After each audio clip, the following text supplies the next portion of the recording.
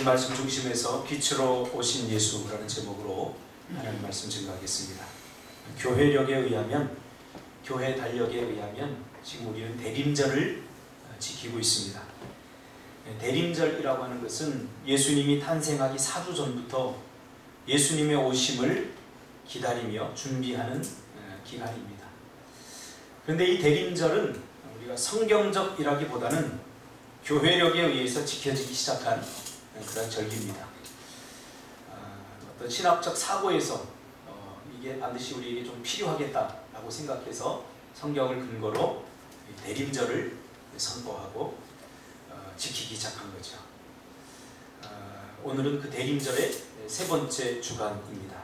이 대림절은 3세기에서 4세기, 약 3, 4세기경 갈리아와 스페인에서 시작이 되었고 6세기에 로마력에 이렇게 포함되면서부터 우리 개신교가 또 캐톨릭이 이 대림절을 지키기 시작했습니다. 이 대림절을 지키는 의미는 예수님의 탄생을 기쁨과 기다림으로 준비하면서 맞자는 그런 의미입니다. 그러니까 우리가 예수님의 탄생을 지금 기다리고 있죠. 보통 제가 어릴 적에 보면 이 성탄절을 굉장히 들뜬 마음으로 기대하고 준비했던 것 같아요. 연극도 준비하고, 물론 제가 교회에서 어릴 적에 자랐기 때문에 뭔가 모르게 마음이 들뜨고 그랬어요. 근데 그 마음이 왜 들뜨는지는 잘 몰랐던 것 같아요. 근데 이제 신앙의 연수가 더 하면서 우리가 그냥 이 성탄절을 아무 의미 없이 감동도 없이 그냥 왔으니까 뭐 성탄원금 드리고 뭐 이렇게 하는 것 아닌가, 그런 생각을 해봅니다. 우리 박상훈 집사님이 예전에 저한테 했던 얘기가 기억나요. 우리 박상훈 집사님이, 목사님, 나이가 들면서 어릴 적에는 성탄절이 기다려지고 막 이렇게 가슴이 뛰었는데 그런 것들이 점점 없어져요. 왜 그럴까요? 우리가 이걸 잘 기대하고 준비하는 시간들이 필요한 것 같아요. 그래서 성경은 예수님이 이 땅에 오심을 빛으로 표현하고 있습니다. 예수님이 오셨는데 빛으로 오셨다, 그렇게 표현하고 있습니다. 이것을 가장 잘 표현한 사람이 구약에서는 이사야입니다. 그러니까 이번 주에는 뭐를 읽어야 되겠어요? 이사야. 그리고 신약에서는 요한입니다. 요한복음을 쓰니. 왜 예수님이 이 땅에 빛으로 와야 했을까? 요한복음과 이사야서를 우리가 읽으면 그것이 아주 명백하게 잘 드러나 있습니다. 예수님이 이 땅에 오시기 전 이 땅의 상태와 이 빛으로 오신 예수님은 관련이 있습니다. 이사야는 오늘 본문에서 뭐라고 말합니까? 흑암에서 행하던 백성이라고 말합니다. 흑암에 앉은 백성이라고 표현하고 있습니다. 무슨 말이죠? 예수님이 오시기 전 이 땅의 상태는 흑암에 행하는 백성과 흑암에 앉은 백성들이라고 그렇게 표현하고 있는 거죠. 이 말은 악과 고난과 절망의 상태라는 말입니다. 예수님이 이 땅에 구원자로 오시기 전 이 땅의 상태는 바로 악이 득세하고 고난과 절망이 가득 차 있는 흑암의 권세가 지배하는 그러한 세상이라고 표현하고 있습니다. 그러니까 한마디로 말하면 무엇을 해도 절망입니다. 여러분, 저는 이 무엇을 해도 절망, 이것을 고등학교 때 제가 경험했어요. 그러니까 무엇을 해도 희망이 보이잖아요. 무엇을 생각하고 무슨 행동을 하고 어떤 것을 해도 그 상태는 항상 절망이에요. 그래서 저희 둘째 누님에게 제가 고백한 적이 있어요. 누님, 누나, 저는 뭘 해도 나는 희망이 보이지 않아. 뭘 해도 희망이 보이지 않아. 뭘 해도 안 될 것 같아. 그 상태에서 제가 가장 먼저 떠오른 게 뭐냐면 죽음이었어요. 여러분, 왜 사람들이 스스로 자기 목숨을 끊냐 하면 절망 때문에 끊는 거예요. 희망이 있다면 절대 죽지 않아요. 아무리 힘들고 어렵고 고통스러워도 희망이 있다면 절대 죽지 않습니다. 그러나 희망이 없으면 나중에 우리가 가는 도달하는 목적지가 바로 죽음이에요. 죽음을 생각하게 돼요. 제가 그랬다니까요. 지금 이 땅에 예수님이 빛으로 와야 될 이유는 흑암의 권세, 무엇을 해도 절망인 상태에 우리 인간들이 놓여져 있기 때문이죠. 여러분, 지옥이 왜 지옥인지 아십니까? 지옥에는 우리 어릴 적에는 막 불이 뜨겁게 고통스럽게 타오르고 그런 것을 여러분 상상했지만, 저는 성경을 철이 들면서 읽으면서 왜 지옥이 지옥일까에 대해서 분명하게 깨달았습니다. 뭐냐 하면, 지옥이 지옥인 이유는 지옥에는 희망이 없기 때문입니다. 그것은 흑암 그 자체입니다. 무엇을 해도 절망입니다. 희망은 우리의 삶의 이유가 되고 살아야 될 명분을 주죠. 우리가 지금 살아가는 이유가 무엇입니까? 희망 때문 아닙니까? 오늘보다는 내일이 더 나을 거라는 희망, 천국의 연장선상에 대한 기대가 바로 이러한 희망을 낳는 거죠. 그래서 제가 가끔 쓰는 말, 죽어봤자 천국이다. 우리 며칠 전에 김성찬 목사님이 와서 그 교회 장로님이 한 말을 제가 은혜가 돼요. 그분 두 부부가 많은 돈을 버는데 헌금하고 또 선교하고 이런 일에 돈을 다 쓰다 보니까 뭐 옷 하나 변변히 사입을 처지가 아니에요.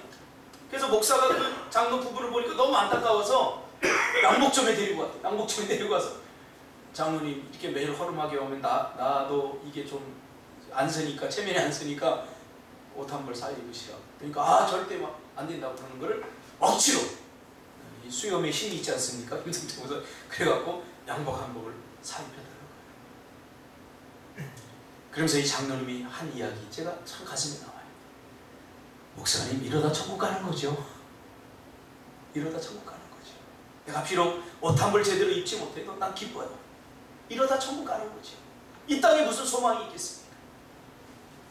바로 그거예요. 우리의 절망은 뭐예요? 절망에 희망을 품는 거죠. 우리가 계속 세상에 희망을 가지는 한, 그것은 더 큰 절망을 낳을 뿐이라는 거예요. 그것이 이사야가 통찰했던 것입니다. 그런데 예수님이 오시기 전 이 땅은 흑암의 권세가 가득하여 무엇을 해도 절망뿐이었던 것입니다. 오늘 본문에서도 흑암에 행하던 백성이라는 말은 서로가 서로에게 악과 고난을 행하며 죽음과 절망을 주는 이라는 말입니다. 살고 싶지 않고 살아야 될 이유가 없는 삶, 이것이 흑암의 권세가 지배하는 그런 어둠의 세상이죠. 이것이 예수님이 이 땅에 오셔야 될, 빛으로 오셔야 될 이유입니다. 더 고통스러운 것은 이 상태를, 이 흑암의 권세가 득대하는 이 상태를 고치고 바꾸고 치유할 방법을 우리 인간은 모른다는 거예요. 그래, 무엇을 해도 절망인데 우리가 좀 희망을 얻을 수 없을까? 희망스럽게 살 수 없을까? 이 땅에서는, 우리 인간에게는 이 대안이 없다는 사실입니다. 그것을 이사야는 흑암, 즉 어두움으로 통찰하고 있는 것이죠. 평화 없음의 상태, 샬롬이 아니라 엔샬롬, 평화 없음의 상태, 이게 흑암입니다. 사랑 없음의 상태죠. 여러분, 사랑이 없으면 지옥이 되는 거예요. 우리 집에서도 집에 왜 빨리 들어가고 싶습니까? 사랑하는 아내가 있고 사랑하는 자식이 있기 때문에, 사랑 때문에. 그러니까 사랑이 없어봐요. 제가 부부 상담을 하면서 왜 남편들이 늦게, 물론 상원 집사님은 일하느라고 늦게 들어오시지만 혹시 또 PC방에 가서 또 하다 오는 건 아니죠? 왜 남편들이 집에 일찍 들어가고 싶지 않은가? 차갑기 때문에. 누구 하나 반겨주는 사람 없고 차갑기 때문에. 사랑이 식어지는 거예요. 사랑이 없어. 우리 보니까 대한 집사님이 일찍 퇴근하고 와가지고 아내를 위해서 막 밥을 준대요. 제가 떡볶이 먹고 가라고 그러니까, 목사님, 저 보람이 오면요 밥 같이 먹어야 돼서 밥 해야 돼요. 그러면서 가더라고요. 이 모습을 보니까 얼마나 사랑스럽고 아름다운지. 사랑하기 때문에. 아내를 위해서 그 어떤 마음으로 밥을 짓겠습니까? 사랑이 천국이죠. 사랑이 평화죠. 근데 이 땅 위에서 예수님이 오시기 전 이 땅은 흑암은 그 자체라는 거예요. 가장 큰 고통은 사람이 이 상태를 스스로 극복하지 회복하고 바꾸고 고칠 수 없었다는 거죠. 그래서 유명한 하벨이라는 사람은 그래서 이런 말을 남겼죠. 인간은 스스로를 구원할 수 없다. 너무나 평범한 말이지만 이 말씀을 깊이 묵상해 보면 여기에 복음이 들어있습니다. 인간은 스스로를 구원할 수 없다. 좀 다르게 표현해 볼까요? 인간은 스스로 행복할 수 없다. 인간은 스스로 사랑할 수 없다. 인간은 스스로 평화로울 수 없다. 보세요. 사람 둘만 있으면요, 서로 나누어주고 서로 사랑하면서 살면 얼마나 행복할까요? 근데 이게 잘 안 돼요. 이게 우리 인간이 죄인이라는 사실이에요. 스스로 구원할 수 없어요. 인간이 스스로 구원할 수 있고 인간이 스스로 행복할 수 있다라고 믿는 것이 낙관론입니다. 제가 구원론 할 때도 이야기했지만 이 낙관주의, 계속해서 인간이 뭔가 부족하기 때문에 우리가 불행한 거다라고 생각해요. 18세기 계몽주의는 우리 인간이 무지하기 때문에, 배우지 못했기 때문에 인간이 이렇게 스스로 고통당하고 또 서로 이렇게 고통을 주고 고난을 주는 존재다. 그래서 어떻게 했어요? 계몽주의가 일어나서 배웠죠. 가르쳤죠. 깨우쳤죠. 그랬더니 어때요? 더 큰 죄인이 된 거예요. 더 악랄한 죄인이 돼버린 거예요. 내내 칼로 찔러 죽였는데 이제는 화학 무기를 만들어 사람을 죽이는 더 큰 악과 고난. 이게 인간이에요.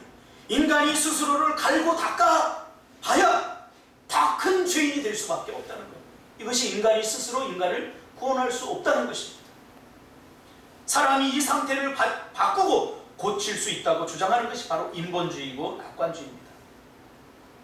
그러나 세상의 애씀과 노력에 의해서 평화를 만들어낼 수 있고 사랑을 만들어낼 수 있습니까? 그렇지 않지요. 사람들이 애쓰고 노력해서 평화를 만들어내려고 애쓸수록 인간은 더 고통 가운데 직면했던 것을 우리는 역사를 통해서 보지 않습니까? 아까도 얘기했듯이 계몽주의도 그런 것 중에 하나입니다. 지금 인권이라고 해서 지금 다원주의 세대 아닙니까? 인권이라고 해서 이게 모든 사람에게 다 공평한 겁니까? 그렇지 않아요. 그래서 사람들이 구했던 게 뭐예요? 왕을 구했어요. 인간왕. 정말 공평하고 정말 평화를 주고 사랑이 넘치는 그런 세상을 만들 왕을, 인간왕을 구했던 거죠. 그래서 하나님께서는 인간왕을 세워봤지만 우리가 지금 살펴본 열왕기상, 열왕기하를 통해서 우리가 통찰하는 것이 무엇입니까? 오히려 인간왕은 사람들에게 더 큰 고통과 압제와 고난을 주는 존재가 되면서 사람들은 우리를 이 압제와 고통에서 구할 진정한 사랑의 그리고 평화의 왕을 구한 거죠. 그 왕이 바로 예수 그리스도십니다. 그러니까 인간 왕을 세워서 정말 이것을 실현하려고 했지만 이 인간왕들이 그것을 실현하려고 애쓰고 힘쓸수록 사람들은 더 고통스러워지죠. 그러니까 여러분, 정치에 너무 기대지 마세요. 지금 정치 잘한다고 뭐 이렇게 하고 뭐 하지만 애쓸수록 사람들이 더 고통스러워지는 것 같아요. 이 낙관론을 믿기 때문에 우리가 조금 더 나은 복지를 만들고 사람들에게, 소외되는 사람들에게 더 많은 관심을 갖고, 이 자체가 틀린 거 아닙니다. 그렇게 돼야 됩니다. 이게 성경적입니다. 그러나 그것을 어떻게 풀어야 되는가에 대해서 사람들은 단순히 인간의 선함, 인간의 과학, 노력, 여기에 기대는 거죠.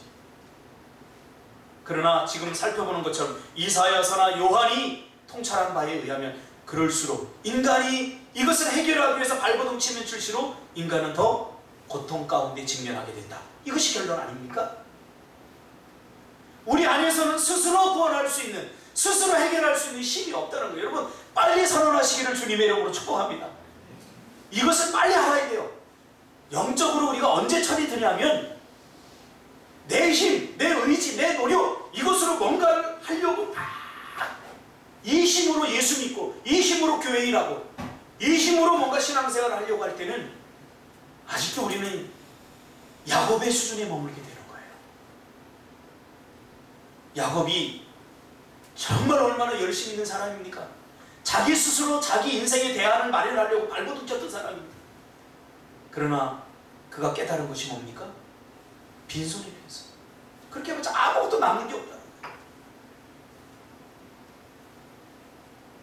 이 땅에서 우리가 살아가는 날 동안 우리에게 진정한 사랑과 평화를 줄 수 있는 분, 그분은 바로 예수 그리스도입니다. 그래서 빛으로 와야만 되죠. 인간 왕들에게서 배운 것이 뭡니까? 이 상태를 극복하고 치유하기 위해서 사람이 애쓰면 애쓸수록 사람들은 더 살기 힘들어지고 더 고통스러워졌다는 거예요. 여러분 개인적으로도 다 느끼죠. 내가 여러분 열심히 살고 싶지 않은 사람 어디 있겠습니까? 성공하고 싶지 않은 사람 어디 있겠습니까? 그래서 누가 낙심하는지 아세요? 애쓰고 노력해보지 않은 사람은 절대 낙심하지 않아요. 이 사람에게 이런 기대가 있어요. 내가 더 열심히 하면 되지, 더 노력하면 되지 하는 기대감이 조금 있다고요. 그러니까 낙심하지 않아요. 그런데 누가 낙심하냐면 정말로 최선을 다해본 사람, 죽도록 공부해보고 최선을 다해서 애썼는데도 안 돼. 그럼 이 사람은 갈 곳이 없는 거예요. 절망밖에 없는 거예요. 제가 고등학교 때 이것을 경험했어요.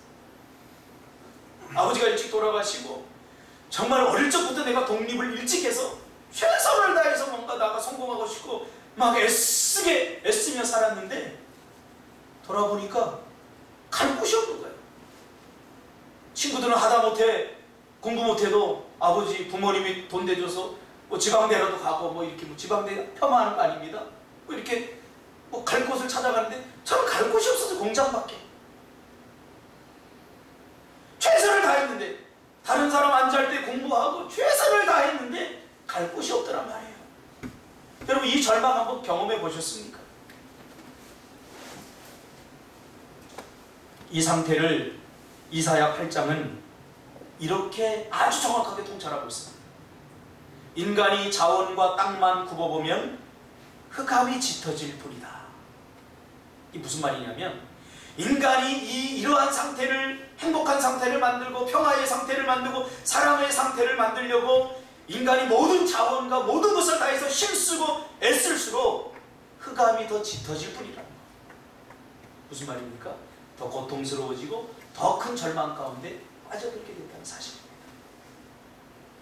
그래서 예수님이 이 흑암의 권세를 몰아내기 위해서 이 땅에 빛으로 오셔야 했고 빛으로 오셨습니다. 흑암을 이기는 것은 항상 빛입니다. 할렐루야. 흑암을 이기는 것은 항상 빛입니다. 제가 본의 아니게 보게 된 아침 드라마가 있는데 그분이 치매에 걸렸어요. 치매에 걸려서 이 사람이 이상한 행동을 하는 거예요. 집안의 분위기를 공포적으로 만드는 거예요. 그래서 자기가 해놓고도 안 했다고 우기는 거예요. 그 집안의 분위기가 공포스러운 분위기가 되는 거예요. 근데 그때 이 흑암의 권세를 이기는 건 뭐냐? 웃음이더라. 딸 하나가 아버지가 막 화를 내고 웃기니까 막 웃더라. 그러니까 아내도 웃고 사람들이 다 웃으니까 이 화를 내는 아버지가 민망스러우니까 집으로 방으로 들어가 버리더라고요. 그래요. 그래서 우리가 약간 이런 좀 재치도 필요하고 이런 게 필요해요. 누가 화났을 때 같이 화로 맞으면 안 돼. 빛으로 맞어야지. 또 웃으면 웃는다고 비웃는다고 또 대드는 사람들이 있겠지. 어둠을 몰아내는 방법은 간단합니다. 빛을 비추면 됩니다. 그래서 이사야는 오늘 본문에서 사망의 그늘진 땅에서 거주하던 자에게 빛이 비치도다 라고 말하고 있습니다. 여기서 중요한 것은 빛이 비치도다입니다. 사람은 스스로 빛을 만들어내거나 생산할 수 없기에 비추는 빛을 받아야 됩니다. 그래서 비출 수 있는 존재가 되는 거죠. 내가 빛이 되는 것이 아니라 빛이신 예수님의 빛을 받아야 나도 비치게 됩니다. 어릴 적에 보면 거울을 가지고 태양의 빛을 반사했죠. 그렇죠? 이 예수님이 비친 거예요. 거울이 스스로 빛을 만들어내는 게 아니에요. 이 태양의 비춤을 받아서 반사시키는 거예요. 야, 이 성경을 읽으면 읽을수록 얼마나 은혜스러운지 몰라요. 여기에 영적 원리가 있지 않습니까? 오늘 본문에도 사망의 그늘진 땅에서 거주하던 자에게 빛이 비치도다. 빛의 본질은 예수님입니다. 그 빛이 사망의 그늘진 땅에 있던 흑암의 권세 가운데 있던 사람들에게 비추게 된 거죠. 우리는 그 빛을 받는 거울과 같이. 그렇죠? 이것이 가장 중요한 크리스마스 정신입니다. 요한복음 8장 12절에서 요한이 통찰한 바에 의하면 예수께서 또 말씀하여 이르시되 나는 세상의 빛이라 나를 따르는 자는 어둠에 다니지 아니하고 생명의 빛을 얻으리라. 할렐루야. 여러분은 이미 빛의 자녀들 아닙니까? 할렐루야. 스스로 빛의 자녀들이란 말은 내가 스스로 빛을 생산하려고 만들어내는 자들이 아니라 빛이신 예수님의 빛에 비춤을 받고 그 빛을 또 다른 누구에게 비치는 자들이란 말입니다. 할렐루야. 이것이 여러분 신앙의 핵심입니다. 신앙의 핵심은 나를 더 극대화하고 나를 더 활성화시켜서 내가 영웅이 되는 것이 아닙니다. 내가 태양이 되는 것이 아닙니다. 여러분 조심해야 돼요. 내가 영웅이 아닙니다. 이번 주에 저는 요즘 그 주일날 아침에는 조홍석 집사님 얼굴 보는 맛에 살고 평일날에는 김명균 집사님 보는 맛에 살아요. 빛이에요, 빛. 주일날 이쪽으로 가면 어두워져 갑자기. 주일날 예배가 끝나고 수요일날 김명균 집사님 찾아왔어요. 나와서 목사님 기도 부탁드립니다. 난 큰일 난 줄 알았어요. 왜냐면 김명균 집사님 요새 기도 열심히 하거든요. 그래서 나 큰일 난 줄 알았어요. 무슨 일이지? 터질 게 터졌나? 아무튼 누가 찾아오면 목사는요, 목사님 이제 교회 그만 다녀야 되겠습니다. 뭐 이런 얘기 하니까 우리 몇 명도 안 되는데 그래서 무슨 얘기인가 봤더니 목사님 저를 위해 기도해 주세요. 요즘 하나님이 저의 기도를 너무 잘 들어주셔요. 하면서 기도 응답된 것들에 대해서 들어보니까 정말 하나님께서 기도 응답을 많이 해주시더라고요. 그러면서 그래서 제가 교만해지지 않게 기도해 주세요. 제 마음이 좀 교만해질 것 같아요. 하나님이 기도 다 들어주시고, 그러니까 보세요.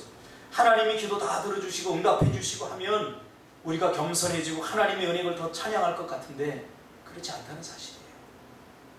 여러분도 경험해 보지 않았습니까? 우리가 언제 무너졌습니까? 우리의 신앙이 언제 무너졌습니까? 우리의 신앙이 언제 나태해졌습니까? 잘 될 때. 하나님이 그 기도 응답 잘해주고 하나님이 은혜를 풍성해 줄 때 그것이 어디로부터 왔는지 모르고 자기 스스로가 태양이 되려고 할 때 우리가 무너지지 않았습니까? 태양이 사라지면 거울이 어떻게 빛을 비추겠습니까? 쓸모없는 존재가 돼버리는 거죠. 예수님이 아니라면 우리가 어떻게 그런 일을 경험하고 그런 놀라운 은혜를 맛보며 살 수 있겠습니까? 그것을 깨달은 거예요. 그래서 너무 감사하더라고요. 제가. 그래서 보낸 다음에 제가 하나님이 주시는 감동이 있어. 제가 나도 모르게 눈에서 눈물이 나더라고요. 너무 감사하더라고요. 여러분 성경을 읽으면 사람들이 언제 끝나냐면 큰 일을 하고 위대한 일을 하고 마치 자기가 그 일을 능력이 있어서 한 것처럼 자기가 스스로 태양이 되려고 하다가 버림받은 거 아닙니까? 사울왕도 그러지 않았습니까? 하나님께서 은혜를 주셔서 이기게 하셨더니 길갈에 몰래 혼자 가서 기념비를 세우게 됩니다. 전쟁 기념비죠. 그러면서 거기다 자기 이름을 떡 사기고는 내가 전쟁에서 승리했다.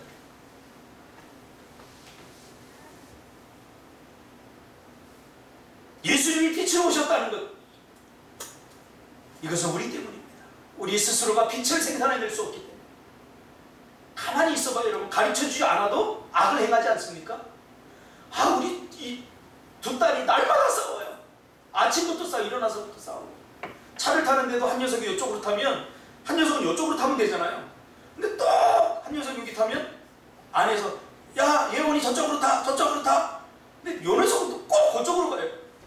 문 열고 언니가 들어가. 우리에게 선한 것이 없어요. 여러분. 선한 것이 어디 있습니까?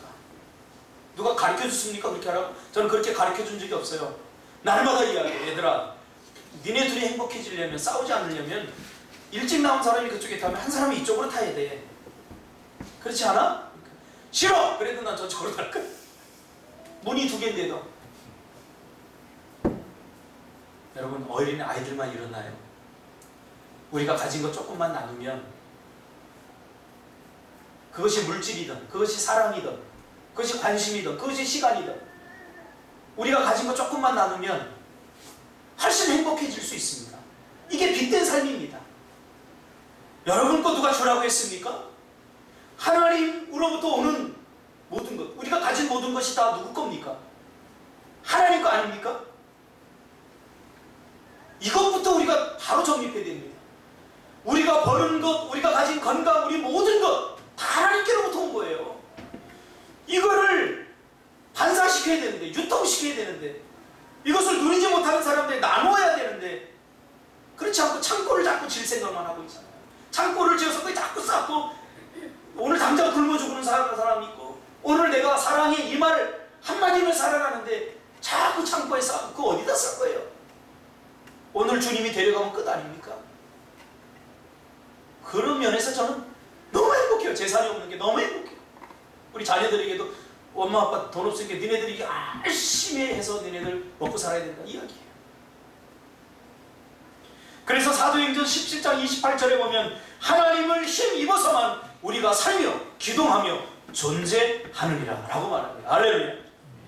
야, 철학자였던 사도 바울이 통찰.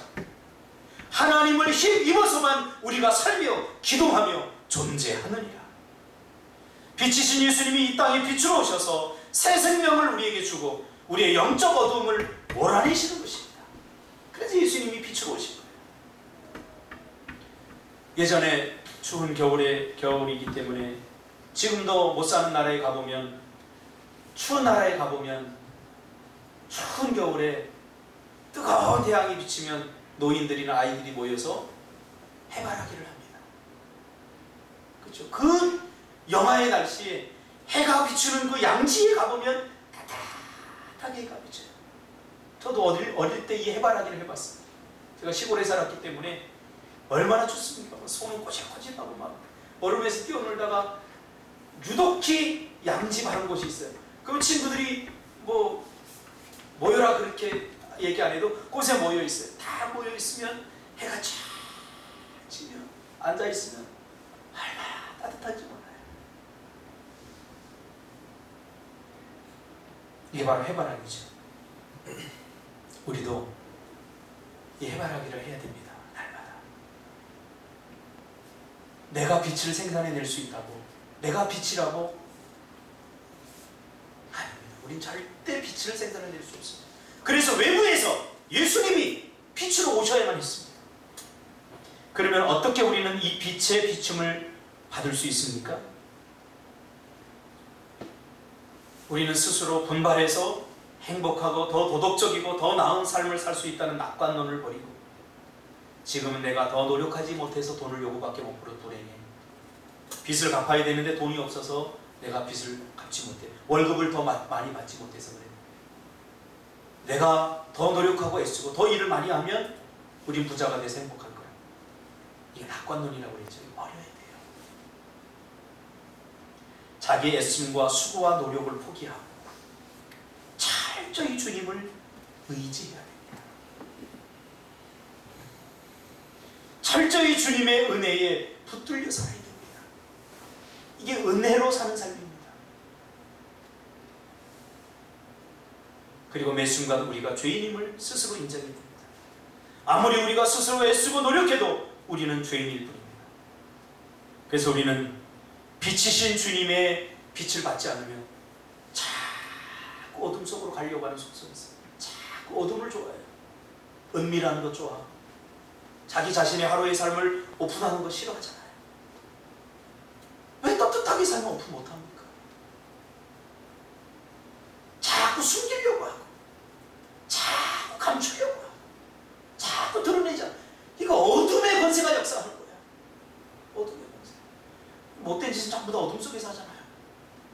그렇죠? 그래서 밀실 같은 거 이런 데서, 밝은 데서 선한 일 하는 사람, 밝은 데서 악한 일 잘 못해요. 부끄러워. 이상한 거 다 이상한 짓 다 어둠 속에서 일어나는 일 아닙니까? 빛을 비춰보세요, 여러분. 불륜의 현장에 불 딱 켜보세요. 빨개 벗은 거 다 드러나지 않습니까? 부끄러워서 다 감추지 않습니까?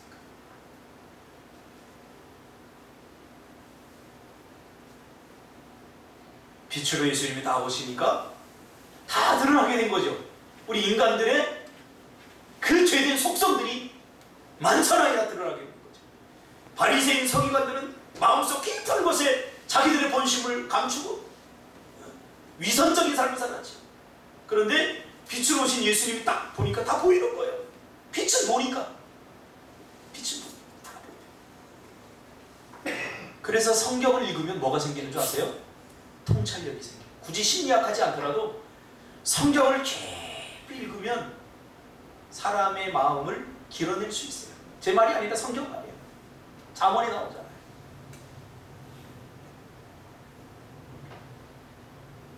자기의 삶을 자기가 통제하고 자기 스스로가 자기 삶의 주인이 되려고 하는 이 어둠의 세력을 자꾸 몰아내야 됩니다. 안에서 날마다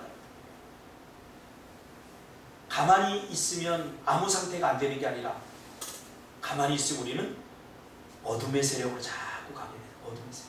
가만히 있어 보세요. 신앙생활 안 하고 가만히 있어 보세요. 기도도 안 하고 예배도 안 하고 자꾸 빛으로 나오려고 하는 애씀과 노력을 안 해보세요. 그리고 아무 상태가 아닌 것이 아니라 자꾸 어둠의 세력과 하나가 되게 되어 있습니다. 마태복음 27장 45절에 보니까 예수님이 십자가에 죽으실 때 온 땅에 어둠이 임했다라고 말했습니다.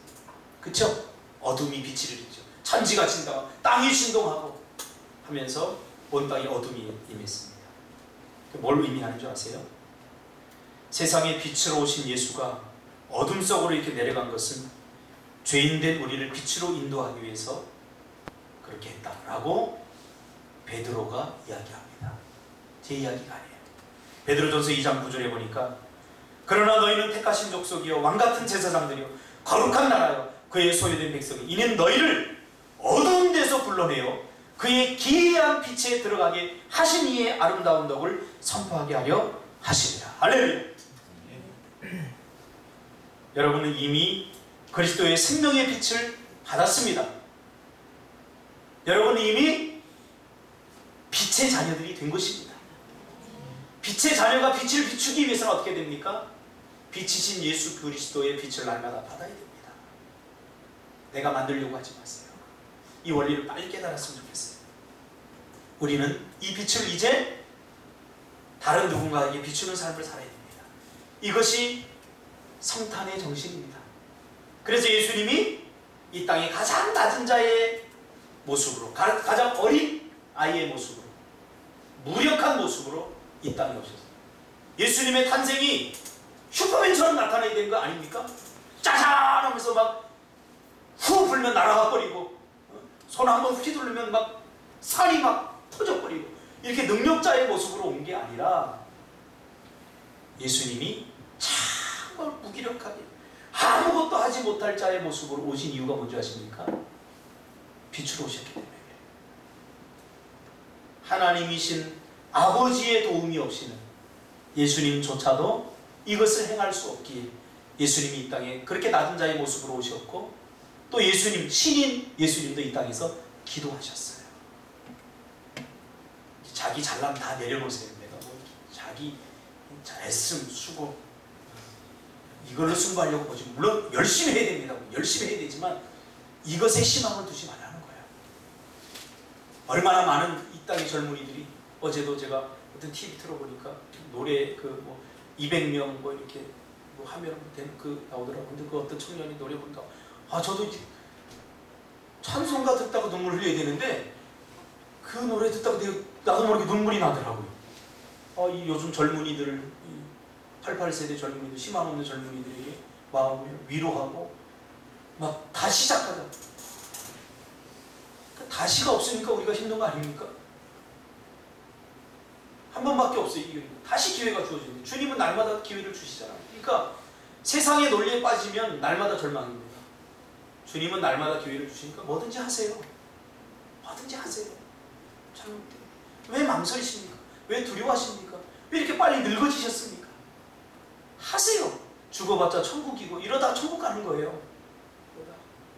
한 걸음 한 걸음 한 걸음 한 걸음 내가 만약에 세상적인 관점에서 목회를 보고 내 미래를 봤다면 제가 제주도 땅에 이 땅에 왜 왔겠습니까? 제가 앞날이 창창한데 육지에 와. 근데 보내셨어요. 왜요? 이 세상의 것들에 대한 소망을 버렸기 때문이에요. 그래서 올 수 있었어요. 이것이 바로 빛된 삶입니다. 그래서 여러분이 가는 곳마다 빛이 나기를 주님의 이름으로 축복합니다. 네. 이 빛의 실체가 뭐냐? 갈라디아서 5장 22.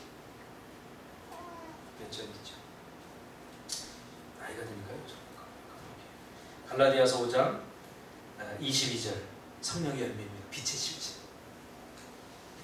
그러니까 사랑과 희락과 화평과 오래 참음과 자비와 양선과 충성과 온유와 절제니.